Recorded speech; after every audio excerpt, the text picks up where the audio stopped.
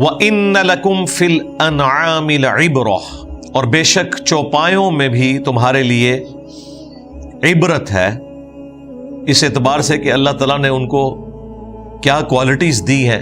عبرت یہ حاصل کرو کہ جس ہستی نے ان چیزوں کو بنایا ہے اور ان میں ایسی نعمتیں رکھی ہیں تو صرف وہی ہستی اس قابل ہے کہ اس کی پرستش کی جائے، اس کے ساتھ کسی کو شریک نہ ٹھہرایا جائے، اور یہ والی کوالٹیز دور دور تک کسی اور ہستی میں موجود ہی نہیں، سرے سے موجود نہیں۔ تو اللہ تعالیٰ دعوت توحید اپنی ان نعمتوں کے ذریعے دیتا ہے جو اتنی یونیک نعمتیں ہیں کہ مخلوق ان کوالٹیز کا سوچ بھی نہیں سکتی کہ اس طرح کی کوالٹیز کسی چیز میں پیدا کر سکے۔ تو چوپایوں کے اندر بھی تمہارے لیے عبرت کا نشان ہے کہ اس سے تم مورل لیسن حاصل کرو۔ خصوصاً نسقیکم مما فی بطونہ من بین فرث، ہم تمہیں پلاتے ہیں ان کے پیٹ سے جو گوبر و دم اور خون کے درمیان سے نکلتا ہے، لبنن خالصا، خالص دودھ، سائغ للشاربین، جو کہ پینے والوں کے لیے بڑی آسانی سے حلق سے نیچے اتر جاتا ہے۔ جو لوگ دودھ پینے کے عادی ہیں انہیں تو اس کا ٹیسٹ فیل ہوگا، لیکن جن لوگوں کو دودھ کے ساتھ کوئی شغف نہیں انہیں تو ان چیزوں کا وہ مزہ فیل نہیں ہوگا۔ پھر جو لوگ دودھ شوقیہ پیتے ہیں وہ بھی اس کے ایک اینگل کو دیکھ رہے ہیں کہ اس کا ٹیسٹ ہے، یہ نہیں دیکھ رہے کہ پوری کی پوری انسانیت اس دودھ پہ چل رہی ہے۔ آج دودھ ختم ہو جائے بچے بڑے ہی نہیں ہوں گے، بچے ماں کا دودھ پیتے ہیں، اور آج کل جو ہماری ایک میڈیکل کے پوائنٹ آف ویو سے کمزوریاں آ گئی ہیں انسانوں میں، اس کی وجہ سے زیادہ تر بچے تو گائے اور بھینس کا دودھ پیتے ہیں۔ ایون جو خشک دودھ ہوتا ہے وہ دودھ بھی بیسیکلی نیچر سے ہی حاصل کیا گیا ہوتا ہے، خود سے تو نہیں بنایا ہوتا۔ تو پوری کی پوری انسانیت ڈیپینڈنٹ ہے اس دودھ کے اوپر، جس کا ذائقہ بھی ہے اور انسان کی نسل اس کے ذریعے آگے چل رہی ہے۔ آپ دیکھیں ہمارے پنجاب کے معاشرے میں یہ بات بولی جاتی ہے کہ جس کے گھر گائے ہے اس کے گھر آدھا رزق موجود ہے۔ گائے کا دودھ خوراک کے طور پر ہم استعمال کرتے ہیں، اسی سے مکھن بھی نکلتا ہے، اسی سے گھی بھی نکلتا ہے، اسی دودھ سے آپ دہی بھی جماتے ہیں، اسی گائے کے گوبر کو آپ ایندھن کے طور پر یوز کرتے ہیں، آج بھی یوز کرتے ہیں۔ بایو گیس بھی آج کل بن رہی ہے، انڈیا میں تو بہت زیادہ بنائی جاتی ہے، ظاہر ہے وہاں تو اتنے بڑے پیمانے کے اوپر مویشی پالے جاتے ہیں۔ تو اللہ تعالیٰ نے اس کی ہر چیز جو ہے وہ فائدہ مند رکھی ہے، اور پھر ریپروڈکشن ہوتی ہے، گائے پھر آگے بچے دیتی ہے، اور اس طریقے سے ایک سلسلہ چلنا شروع ہو جاتا ہے۔ اور جب وہ بوڑھی ہو جاتی ہے پھر بھی ضائع نہیں جاتی، اس کو آپ ذبح کریں، اس کا آپ گوشت استعمال کریں، اس کی کھال کو آپ استعمال کر لیں، ہر چیز استعمال ہو رہی ہے۔ یہ اللہ تعالیٰ کی طرف سے ایک خصوصاً انعام ہے انسانیت کے لیے۔ لیکن یہاں پر خصوصاً ذکر ہو رہا ہے جو ہم دودھ پلاتے ہیں، جو پینے والوں کے لیے خوشگوار بھی ہے اور بڑا آسانی سے حلق سے نیچے اتر جاتا ہے۔ ظاہر ہے چھوٹے بچے جن کے منہ میں دانت نہیں ہے، آپ انہیں کون سی خوراک دیں گے؟ اب آپ کو یہ سمجھ آئے گی کہ یہ آسانی سے جو حلق سے اتر جاتا ہے، اس کی قدر ان بچوں کے کیس میں دیکھیں، ان بوڑھے لوگوں کے کیس میں دیکھیں جن کے پاس چبانے والی اب دانت ان کے منہ میں اس طریقے سے بتیسی موجود نہیں ہے، تو وہ دودھ کی چیزوں کو، کھیر کو، اس طرح کی مختلف چیزوں کو استعمال کر سکتے ہیں۔ کتنے اس کے فائدے ہیں۔ پھر آج کے دور میں بھی آئس کریم دیکھ لیں، فلودہ دیکھ لیں، اس سے جو ہم ملائی جسے ہم کہتے ہیں وہ کریم حاصل ہوتی ہے، کیا کچھ نکل رہا ہے اس دودھ میں سے۔ جن لوگوں کو دودھ پسند نہیں ہے نا، دودھ کی بنی ہوئی چیزیں انہیں بڑی پسند ہیں۔ مثلا میں اپنی بات کرتا ہوں، یعنی میں دودھ پینے میں ایز سچ مجھے کوئی اتنا شغف نہیں ہوتا، لیکن دودھ کی بنی ہوئی چیزیں، خواہ وہ برفی ہو جس میں چینی زیادہ نہ ڈلی ہوئی ہو، یا قلفہ ہو، فلودہ ہو، آئس کریم ہو، یہ وہ لوگ بھی، وہ بچے بھی جو دودھ کی شکل بھی نہیں دیکھنا چاہتے، وہ بھی اگر دودھ کی بنی ہوئی آپ انہیں آئس کریم کھلائیں تو وہ کھاتے ہیں. آج بھی اسی طریقے سے یہ چیزیں ویلڈ ہیں. یہ انسانیت کو اللہ تعالیٰ نے جو نعمتیں نوازی ہیں یہ آپ سنتھیٹک طریقے سے پروڈیوس نہیں کر سکتے. یہ سب کچھ آپ نیچر سے ہی حاصل کرتے ہیں. تو یہ دودھ والی جو مثال اللہ تعالیٰ نے دی ہے ایکسٹرا آرڈنری ہے. اور یہ بھی ایک حیران کن چیز ہے, یہ دودھ ایگزیکٹلی اسی وقت بن کے نکل رہا ہوتا ہے. اگر آپ اس وقت گائے کا یا بھینس کا آپریشن کریں تو کوئی دودھ نہیں نکلے گا, خون ہی نکلے گا اس میں سے. کیا اللہ نے کمال اس کے اندر چیز رکھی ہے. اور آپ دیکھیں سائنس کی برکت سے ہم نے جب بیماریوں کے اوپر قابو پایا ہے اور اچھی بریڈ تیار کرنی شروع کی ہے, جس طرح آسٹریلین گائے ہیں, اسی طریقے سے مصر کے اندر تو بھینسیں کافی دودھ دیتی ہیں.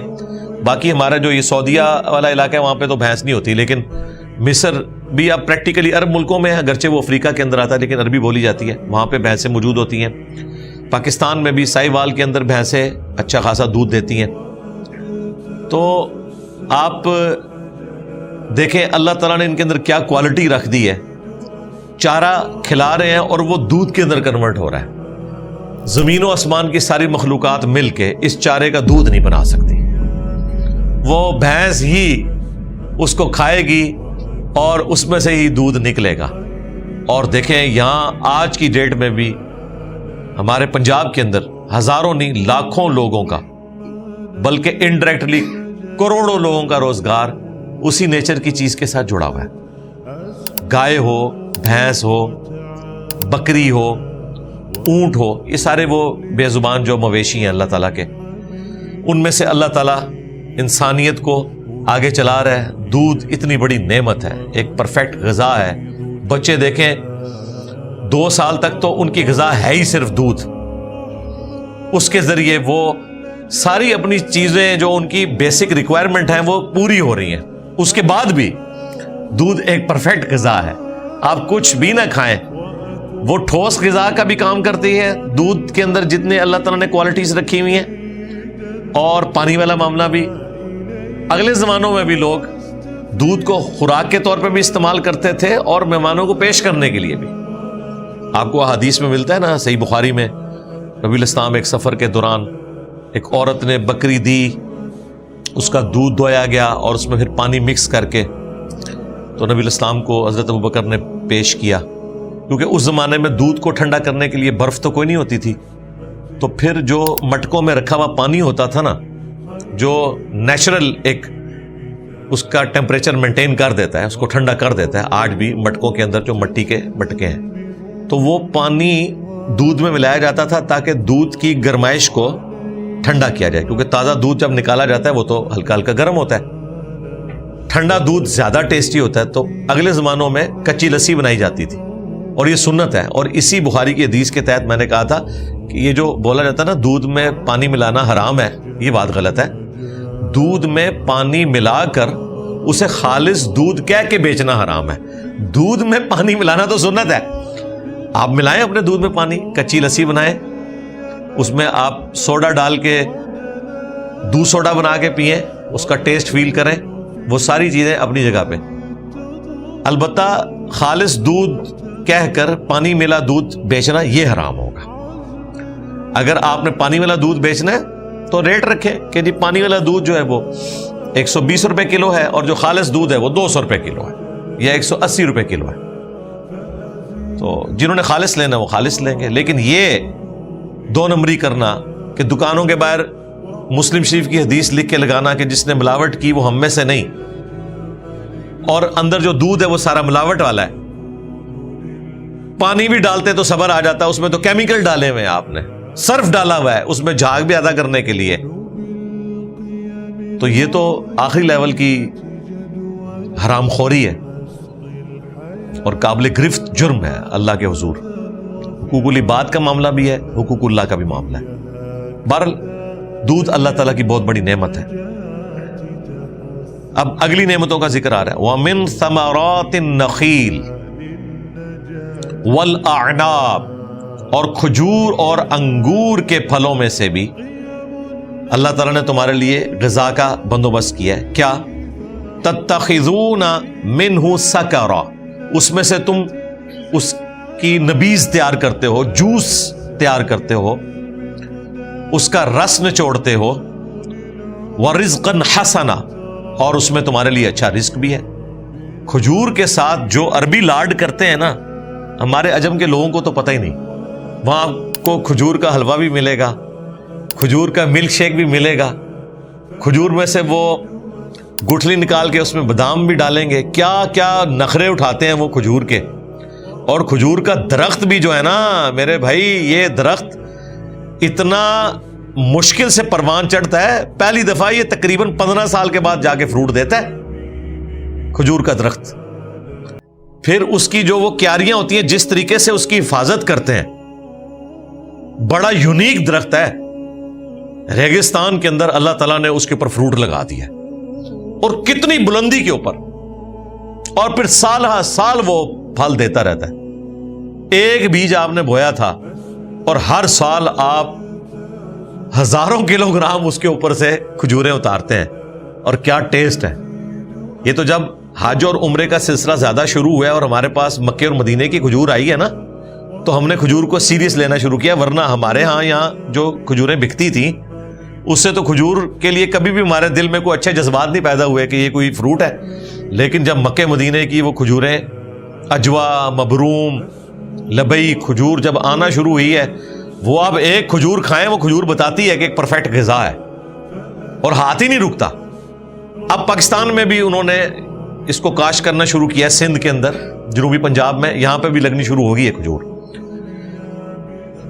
لیکن جو کھجور عرب کے علاقوں کی ہے یا ریگستانی علاقوں کی، عراق کے اندر، عرب ملکوں کے اندر، وہ والا ٹیسٹ ادھر نہیں ہے۔ لیکن پھر بھی وہ گٹھلی یہاں لگا کے جو ہم فروٹ حاصل کر رہے ہیں، کیا کمال چیز ہے۔ ابھی تو آپ تجربہ کریں، فروٹ چاٹ کے اندر کبھی اس کھجور کو کاٹ کے ڈال لیں، اس کا ٹیسٹ فیل کریں، اس کے اوپر ملائی ڈالیں، اس کے اوپر پنیر ڈالیں، آپ کو کھجور اپنا ٹیسٹ دے گی۔ اس کا ملک شیک بنائیں، صرف عام حالت میں کھجور کھانا وہ بھی ٹیسٹ ہے۔ پھر اس کی نبیذ بھی ملتی ہے، یعنی وہ نشہ نہ کرنے والی، آپ سمجھ لیں شراب، جس طرح آب جو ہوتا ہے، کھجور کی بھی ہوتی ہے اس طرح کی، وہ سنت ہے، صحابہ اکرام پیتے تھے۔ وہ شراب نہیں ہوتی ہے، وہ شراب کا لفظ پینے والی چیز کے لیے عربی میں استعمال ہو جاتا ہے، وہ نبیذ ہوتی ہے، کمال چیز۔ اور انگور کا بھی جوس نکلتا ہے، وہ جب ایک بری فارم میں اسے آپ خراب کرتے ہیں وہ شراب بن جاتا ہے، لیکن انگور کا جوس جب نکالا جاتا ہے تازہ انگوروں کا، کمال چیز ہے۔ فروٹ چاٹ میں انگور کو ڈالیں، ڈائریکٹ انگور کھائیں۔ اگر آپ نے وہ کھٹے انگور کھائے ہوئے ہیں تو ظاہر ہے پھر انگور کے لیے کوئی اٹریکشن نہیں، لیکن اگر آپ نے یہاں ہمارے کوئٹہ میں سندرخانی جو انگور ہوتا ہے اس کا کیا ٹیسٹ ہوتا ہے، اس طریقے سے کابل سے، ایران سے وہ موٹے والا ٹافی انگور آتا ہے، کیا ٹیسٹ ہوتا ہے۔ وہ تو پورے کا پورا انگور ایک پورا نوالا ہوتا ہے، جب آپ کھاتے ہیں اس کا ٹیسٹ فیل کرتے ہیں۔ تو اللہ تعالیٰ نے یہ سارے کا سارا رزق رکھ دیا ہے۔ اس میں ایک شربت والا معاملہ ہے، کیونکہ اگلے زمانوں میں تو ظاہر ہے کہ آپ کے پاس چینی والا معاملہ کوئی نہیں ہوتا تھا۔ گنا بھی ہمارے ان علاقوں میں پایا جاتا ہے، ان علاقوں میں گنا نہیں ہوتا تھا کہ جس سے کوئی اس طریقے سے گڑ نکال لیں یا اس طرح کے معاملات۔ تو عرب ملکوں میں تو کھجور کے ذریعے ہی وہ جو میٹھا جسے ہم کہتے ہیں نا کہ میٹھا ہو جائے کچھ، وہ یہی کچھ ہوا کرتا تھا۔ یہ تو چینی جب بیماری آئی ہے نا تو سویٹس کی دکانیں کھلنی شروع ہوئی ہیں، اور مجھے تو سخت نفرت ہے یہ جو سویٹس والا معاملہ ہے۔ انہوں نے آ کے نیچر کو ریپلیس کیا ہے، ورنہ پہلے لوگ کسی کے گھر فروٹ لے کے جاتے تھے، اب لوگ مٹھائیاں لے کے جاتے ہیں۔ یہ مٹھائی ایکویلنٹ ٹو فروٹ بنائی گئی ہے۔ نیچرل چیز تو فروٹ ہے، میٹھا کسی کے گھر لے کے جانا ہے، بھلے تھوڑا لے جائیں، اسے آپ فروٹ دیں، بجائے یہ کہ سنتھیٹک چیزیں بنی ہوئی۔ چلیں خوشی کے موقع کے اوپر جب بڑے لیول کے اوپر آپ نے کوئی میٹھا تقسیم کرنا ہے اور خرچہ بھی چاہتے ہیں تھوڑا کم ہو جائے تو ٹھیک ہے، کوئی ایسا معاملہ ہو جائے، ادروائز تو فروٹ کے ہوتے ہوئے سویٹس کی دکانیں نہیں ہونی چاہیے۔ سویٹس کی دکانیں جو ہیں وہ اصل میں پھلوں کی دکانیں ہیں اگر دیکھا جائے، اور پھل اللہ تعالیٰ کا فنش پروڈکٹ ہے۔ اس کے اوپر کبھی غور کریں، اللہ تعالیٰ پھلوں کا ذکر کیوں کرتا ہے؟ دنیا میں بھی اور جنت میں بھی. باقی چیزوں کو فنشڈ پروڈکٹ بنانے کے لیے اتنی ایفرٹ پٹ کرنی پڑتی ہے. ہماری بیسک نیڈ یہاں پہ سب کانٹیننٹ کے لوگوں کی گندم ہے, یہ ہمارا مسئلہ ہے. دوسرے ملکوں میں کہیں پہ چاول ہے, کہیں پہ سی فوڈ ہے, کہیں پہ آلو ہے, ہم ذرا گندم شوق سے کھاتے ہیں. گندم کو روٹی تک پہنچانے کے لیے کیا کیا پاپڑ بیلنے پڑتے ہیں آپ کو. گندم اگائی جاتی ہے کتنی محنت سے, پھر اس کی کٹائی ہوتی ہے, پھر دانے الگ کیے جاتے ہیں, ان کو پھر پیسا جاتا ہے, پھر اس آٹے کو ایفرٹ کر کے گوندنا پڑتا ہے. گوند کے بھی فوراً روٹی پکائیں گے اس کا ٹیسٹ ہی کو نہیں بنتا, تھوڑی دیر کے لیے رکھا جاتا ہے. اس کے بعد بھی آگ جلانی پڑتی ہے, توا گرم کرنا پڑتا ہے, پھر اس پیڑے کو روٹی کی فارم میں لے کے جا کے اس کے اوپر رکھنا پڑتا ہے یا تندور میں گرم تندور میں لگانا پڑتا ہے, پھر جا کے اس کو ٹائملی اتارنا پڑتا ہے. تب یہ گندم اس قابل ہوتی ہے کہ آپ اسے استعمال میں لائیں. لیکن سرکار فروٹ کے ساتھ تو کچھ بھی نہیں کرنا پڑتا. انار توڑیں کھا لیں, کھجور اتاریں کھا لیں, انگور توڑیں کھا لیں. فنشڈ پروڈکٹ ہے فروٹ, ویلیو ایڈیشن کوئی کرنی نہیں پڑتی, قدرت نے تیار کر کے آپ کو دیا ہوا ہے. ورنہ آپ امیجن کریں کہ اگر آم آپ کو اتنی ساری فیزز سے گزار کے آم کھانا پڑے تو کتنی ایفرٹ والا کام ہو, ہم تصور بھی نہیں کر سکتے. تربوز ہے, لے کے آتے ہیں بس کاٹتے ہیں, فنش پروڈکٹ ہے. یہ نہیں ہے کہ گھر لا کے رکھا ہے اور اب اس کے اوپر کوئی ایفرٹ پٹ ہونی ہے, کئی سٹیجز سے گزرنا ہے تو تب جا کے اس نے تیار ہونا ہے. نہیں, اسی لیے اللہ تعالیٰ نے فروٹ کا اتنا زیادہ ذکر کیا. ان فی ذلک لآیۃ لقوم یعقلون, بے شک اس میں نشانی ہے عقل والوں کے لیے. عقل والوں نے نشانی کیا لینی ہے؟ نشانی یہ لینی ہے کہ یہ تمام مخلوقات ایک کریٹر نے بنائی ہیں, اسی خالق نے مجھے پیدا کیا ہے. جس طرح یہ تمام چیزیں کسی مقصد کے لیے اس نے بنائی ہیں, دودھ کا مقصد ہے, کھجور کا مقصد ہے, انگور کا مقصد ہے, ان تمام نعمتوں کا مقصد ہے, مجھے بھی کسی مقصد کے لیے اس نے بنایا ہے. اور اگر میں نے وہ مقصد پورا نہ کیا تو مجھے اس کے عذاب سے کوئی نہیں بچا سکتا. یہ ہے رزلٹ. اور پھر اس ہستی کے ساتھ مخلوق کو شریک نہیں کیا جا سکتا.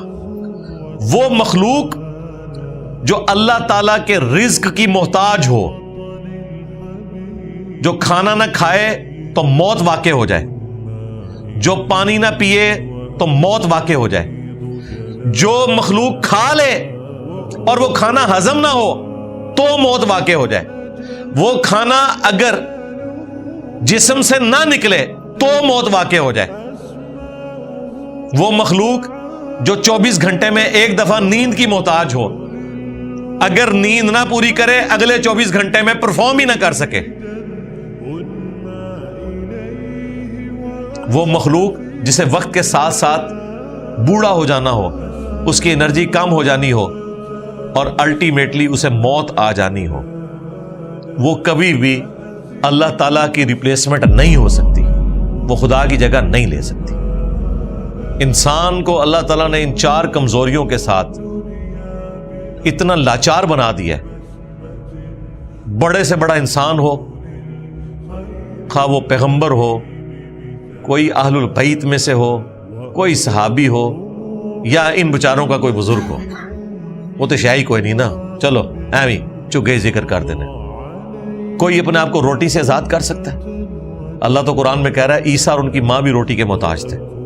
ایسوں کو پوج رہے ہو جو تمہارے نہ نقصان کے مالک ہیں نہ نفع کے. اللہ اکبر. پوجنے کی بھی نفی ہوئی اور مشکل کشا ہونے کی بھی نفی ہوئی. یہاں پہ لوگ کہتے ہیں ہم تو نہیں بابوں کو پوج رہے, اللہ نے صرف پوجنے کی نفی نہیں کی, کہا کہ نفع نقصان کے مالک بھی نہیں. اور عیسیٰ اور اس کی ماں اگر کسی کے نفع نقصان کے مالک نہیں تو بابے تو شاہی کوئی نہیں. سیدھی جی گل ہے.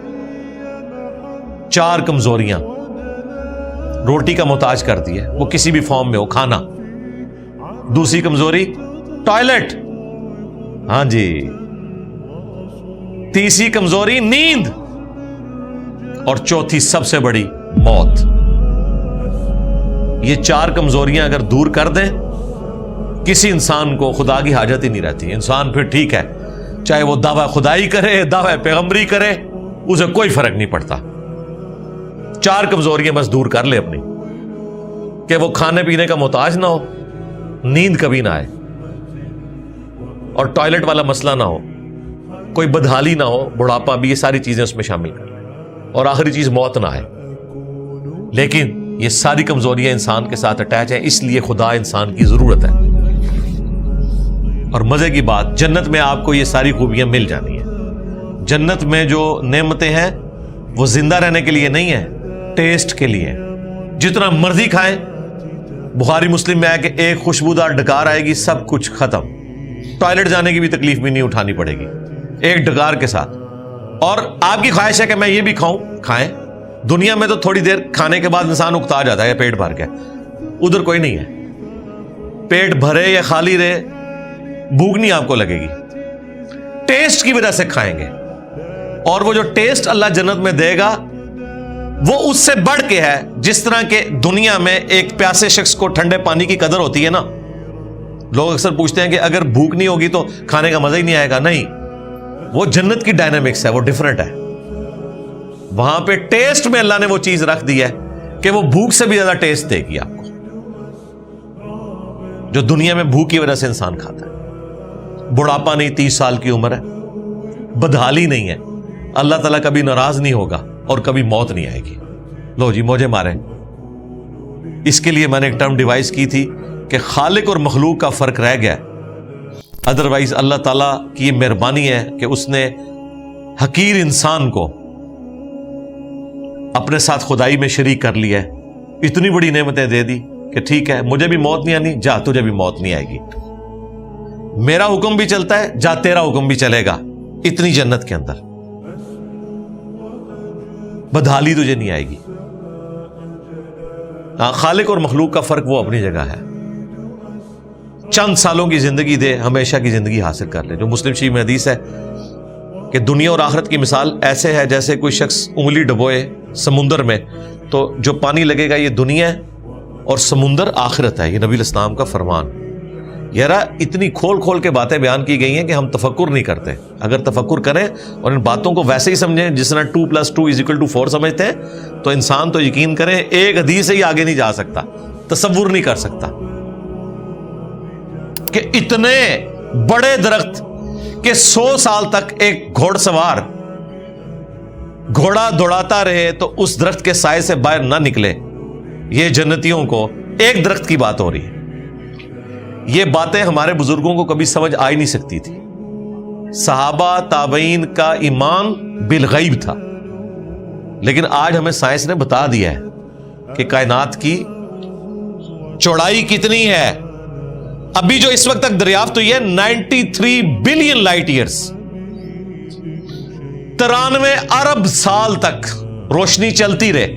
इतनी तो कह रहे हैं जी हमने, यानी एस्टिमेट कर लिया, इससे बड़ी भी हो सकती है। ये भी आपको लेटेस्ट फिगर बता रहा हूं, 93 अरब साल रोशनी चले। और रोशनी किस तरह चलती है?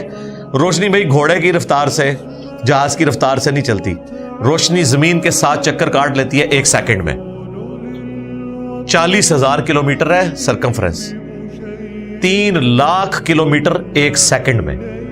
रोशनी 1 सेकंड में 3 लाख किलोमीटर चली जाती है, 1 सेकंड में। आप एक दिन की कैलकुलेशन करें तो आपका छोटा मोटा कैलकुलेटर तो फेल हो जाएगा कि एक दिन में रोशनी कहां पहुंच जाएगी। 1 साल में जहां पहुंचेगी ना, वो 1 लाइट ईयर होता है। और 93 बिलियन लाइट ईयर्स, मैं कहता हूं 93 ईयर्स लाइट ईयर्स भी होते हैं ना, वो भी नहीं मजा इमेजिन कर सकता। 93 अरब लाइट ईयर्स, और 1 अरब इतना फिगर है कि अगर आप 24 घंटे गिनती गिने ना, तो 25 से 30 साल चाहिए 1 अरब पूरा करने के लिए। तो अब आप अंदाजा कर लें, ये अल्लाह ताला ने इतनी बड़ी कायनात रखी है। तो अब समझ आती है कि वाकई यार 100 साल तक घोड़ा दौड़ा ले। घोड़ा रोशनी की रफ्तार से तो नहीं चलेगा। घोड़े ने 100 साल में जितना फासला तय करना है, रोशनी ने तो वो 5 मिनट में ही तय कर लेना है। तो वाकई इतनी बड़ी है कायनात, बिल्कुल। और ये वो है जो अभी दरियाफ्त हुई है। और अभी साइंटिस्ट हमें ये बता रहे हैं कि दुनिया में समुंदर के किनारों पर रेत के जितने जर्रे हैं ना, ये कम है, प्लैनेट्स इससे ज्यादा है। آپ تو ایک دریا کے، ایک شہر کے ایک چوراہے پہ کھڑے ہو کر اگر ایک مٹھی اٹھائے نا ریت کی، وہ نہیں گن سکتے۔ دنیا میں جتنے ساحل سمندر کی ریت ہے اس کا کوئی کیلکولیشن کر سکتا ہے؟ پاکستان کو صرف 700 کلومیٹر سمندر لگتا ہے، اور پاکستان کا تو ایریا دیکھا جائے تو کچھ بھی نہیں ہے۔ 700 کلومیٹر کی ریت، اس کا ایک ایک ذرہ گنے۔ یہ سائنٹسٹ کہہ رہے ہیں کہ یہ کم ہے، کائنات میں ستارے اس سے زیادہ ہیں۔ تو اب آپ کو سمجھ آ جائے گی بخاری مسلم کی حدیث کے آخری جنتی کو بھی 10 پلانٹ ارتھ ملیں گے، کوئی مشکل نہیں۔ 10 پلانٹ ارتھ، 10 گنا جنت۔ یہ سب سے آخر میں جو لاکھوں سال کے بعد جہنم کا عذاب بھگت کے نکالا جائے گا، یہ اس کی بات نہیں ہو رہی ہے کہ جو بغیر حساب و کتاب کے جائے گا، نہ نہ نہ، یا حساب و کتاب کے بعد تھوڑی سی نیکیاں زیادہ ہوگی، وہ بالکل آخر میں جو بخاری مسلم میں ہے کہ اس کے پلے سوائے ایک نیکی کے کوئی نہیں ہوگی، کہ اس نے زندگی میں ایک دفعہ لا الہ الا اللہ پڑھا ہوگا، بس قانوناً وہ خدا کے ماننے والا ہوگا، باقی اس کے پلے کوئی نیکی نہیں ہوگی، اسے بھی 10 گنا جنت مل جانی ہے۔ تو یہ کائنات اللہ تعالیٰ نے اتنی بڑی بنائی ہے۔ اللہم انا نسألک جنت الفردوس مع النبیین والصدیقین والشہداء والصالحین۔ محنت کرنی ہے تو جنت الفردوس کے لیے کرنی ہے، پیغمبروں کے ساتھ، اس سے نیچے کے لیے محنت ہی نہیں کرنی بھائی، ہاں، کیونکہ یہ ایک بار ہی آپ کا چانس لگنا ہے۔ جنت میں جا کے کوئی جنت الفردوس میں نہیں جا سکتا، جو کچھ کمانا ہے آپ نے وہ یہاں سے کما کے جانا ہے۔ یہ ہے اصل میں وہ کھیتی جس کو آپ نے بونا ہے اور آخرت میں جا کے کاٹنا ہے۔